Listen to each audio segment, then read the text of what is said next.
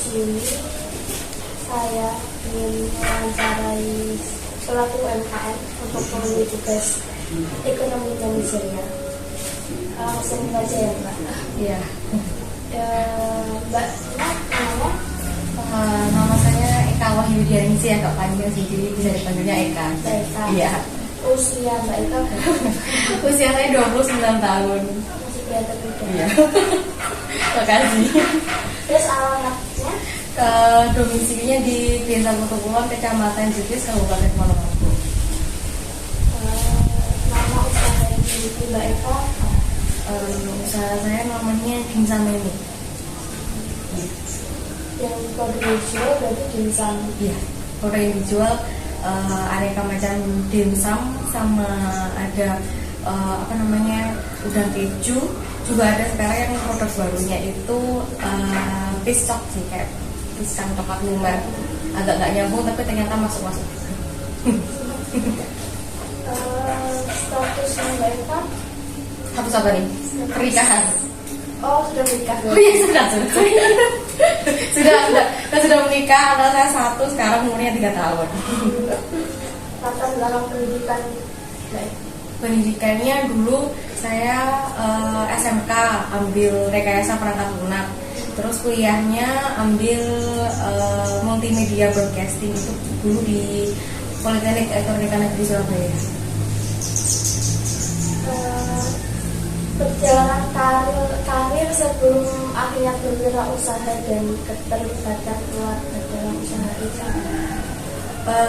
Perjalanan karirnya sih dulu seperti mungkin layaknya fresh graduate yang lain ya. Jadi setelah lulus saya cari kerja. Waktu itu setelah lulus saya kerja di salah satu konsultan pendidikan di Surabaya. Terus selama berapa tahun ya Pak? Dari 2015 kalau nggak salah Mbak, sampai tahun 2017-an atau berapa? Pokoknya saya tuh pindah ke Jakarta, pindah ke sebuah agensi kayak advertising online gitu. Pindah kerja, terus akhirnya waktu zaman COVID kemarin kan kita semua ada kebijakan work from home, jadi kita bisa pulang ke Ponorogo. Terus balik ke Ponorogo itu kerjanya kan dari rumah. Terus saya juga mikir kira-kira bisa nggak ya saya di rumah selamanya gitu. Kayaknya udah terlalu nyaman gitu, udah 1 tahun lebih di rumah, pengen usaha. Jadi di rumah akhirnya usaha apa yang nggak terlalu time consuming tapi juga saya suka menjalaninya. Akhirnya ya udah jatuhlah ke masak-memasak alias usaha ke kuliner. Kapan berdiri usaha dimsum ini? Dimsum ini relatif baru sih, baru awal tahun 2022 tahun ini, kalau nggak salah 1 Maret. Ini tahun apa ya? Ini bener ya? Tahun ini pokoknya. Iya, baru tahun ini. Cerita awal usahanya berdiri itu jadi tuh tadi yang runut sama yang saya jelasin tadi kan, intinya saya nyaman di Ponorogo, pengen buka usaha biar nanti nggak usah merantau lagi. Kebetulan juga suami kan kerja juga, kebijakan kantornya itu kan bukan WFH. Jadinya kita udah fix kita buka usaha aja sekalian sebagai selingan gitu Mbak. Terus waktu itu anak saya itu kan masih 3 tahun, dia itu nggak suka ayam, nggak suka daging. Karena kalau anak lain kan nggak suka sayur, anak saya malah nggak suka ayam sama nggak suka daging. Akhirnya biar ngakalin proteinnya masuk itu saya buat dimsum. Nah ternyata anak saya suka, keluarga saya suka. Terus adik saya tuh iseng-iseng open pre-order itu. Terus ternyata antusiasnya bagus, banyak yang minat. Terus kebetulan juga ada tempat yang disewakan di Jetis. Nah tempatnya itu saya lihat potensial kan. Terus saya mikir-mikir, awalnya saya masih belum berani yang dimsum ini, tapi yaudahlah saya booking aja dulu tempatnya, nanti belakangan lah kita mau jualan apa itu dapat tempat bagus. Akhirnya setelah beberapa kali trial error, beranikan diri ikut kayak les gitu, akhirnya udah bismillah, akhirnya mulailah si dimsum ini.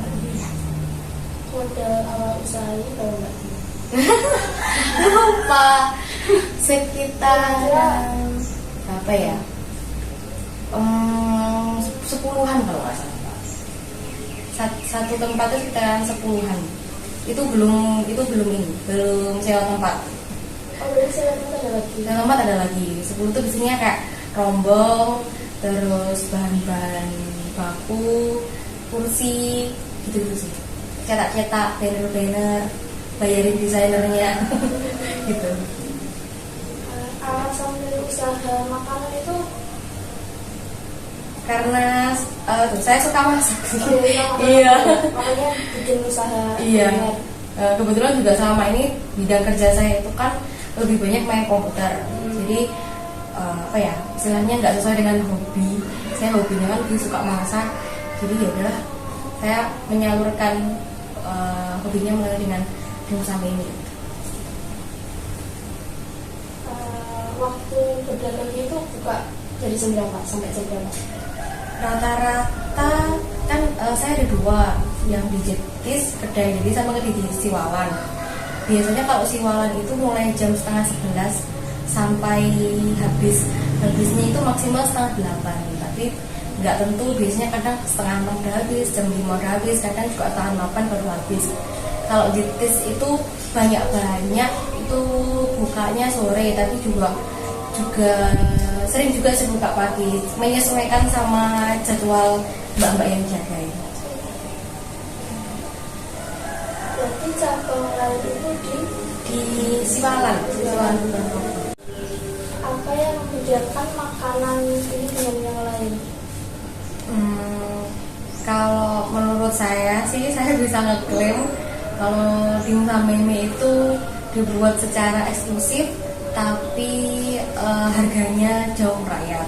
Soalnya semua bahan-bahan yang digunakan itu fresh, terus kebanyakan penjual dimsum itu ambilnya frozen kan mbak, pabrikan frozen. Kalau di kami itu semuanya homemade. Ayam ambil pagi, siang atau sore langsung kita olah. Lalu bahan-bahannya juga itu bisa dibilang tuh banyak yang mahal.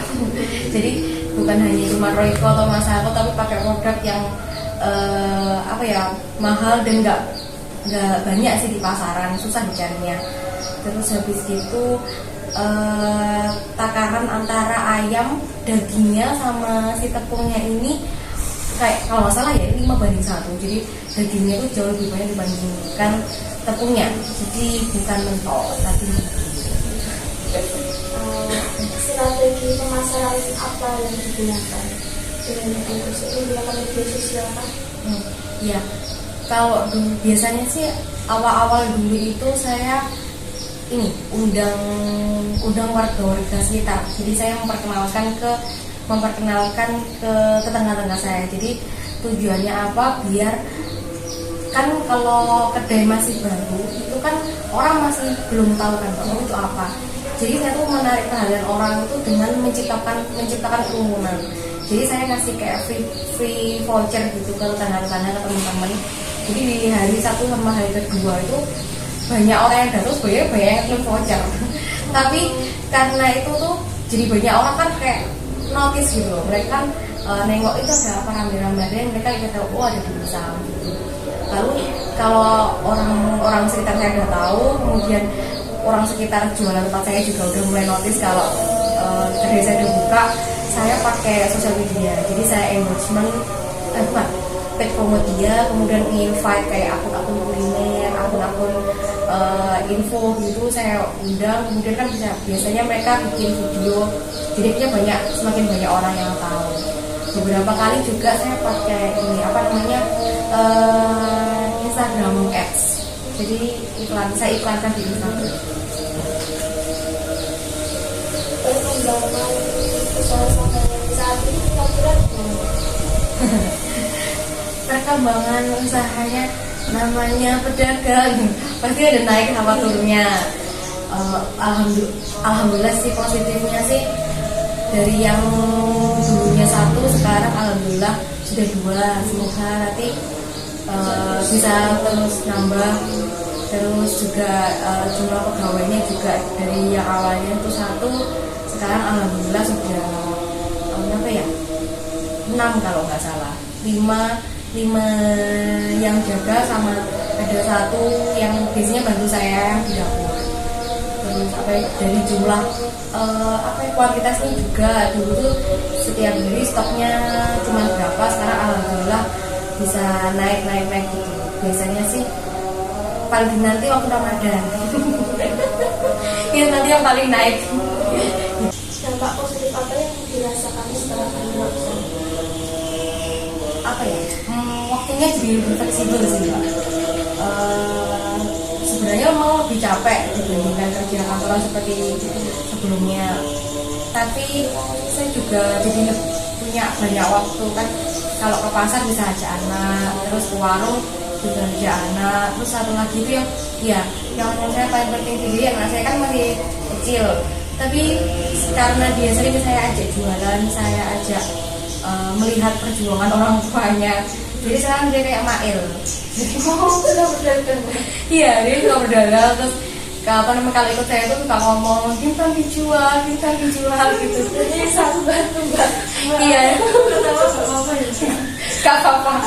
Gitu, jadinya saya menanamkan apa ya, kayak emang kamu harus usaha terus.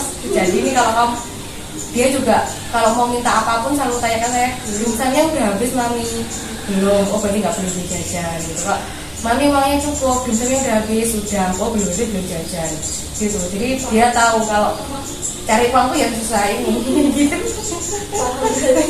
Ya. Tantangan atau resiko yang pernah dihadapi ketika membangun usaha?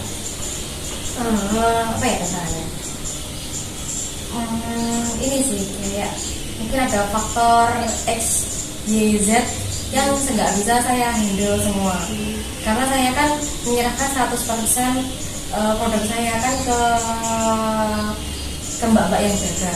Jadi tantangan saya adalah bagaimana saya harus memastikan kalau mbak-mbak yang jaga ini menjadi perpanjangan tangan saya yang memang betul-betul bisa mempresentasikan saya. Maksudnya karena yang melayani mereka, jadi gimana caranya biar standarnya itu sama, pelayanan yang diberikan mereka itu juga bagus. Jadi istilahnya jangan sampai apa yang sudah saya usahakan sama maksimal nanti ternyata jatuhnya di pelayanan. Nah, jadi memang harus pinter-pinternya saya buat membuat mereka tetap nyaman juga kerja sama saya. Terus sering-sering saya juga buat cek cek produk. Kan kalau udah di pinggir jalan itu kan kita nggak tahu kan Mbak, maksudnya mungkin ada angin lewat atau apa kan kita nggak tahu. Jadi harus sering-sering cek. Harapan dan keinginan untuk usaha ini ke depannya apa Mbak? Harapannya sih ya semoga bisa cabangnya tambah banyak, amin. Bisa semakin banyak mempekerjakan orang, seperti tujuan awal saya, terutama tetangga kanan kiri. Jadi daripada ibu-ibu hanya rumpi, mending rumpinya sambil kerja, sambil ngupas bawah gitu. Terus juga semakin sebenarnya makanan dimsum yang saya buat itu kan cocok buat anak kecil. Jadi saya bisa bilang itu insya Allah gizi sama proteinnya tinggi. Jadi saya pengennya tuh apa yang mereka beli itu menjadi protein juga buat mereka. Jadi semakin banyak anak-anak yang beli, semakin banyak juga anak-anak yang terpenuhi proteinnya dari makanan itu. Jadi sekian Ya. Pertanyaan yang saya tanyakan ke Mbak Eka. Terima kasih atas waktunya ya. Iya, sama-sama.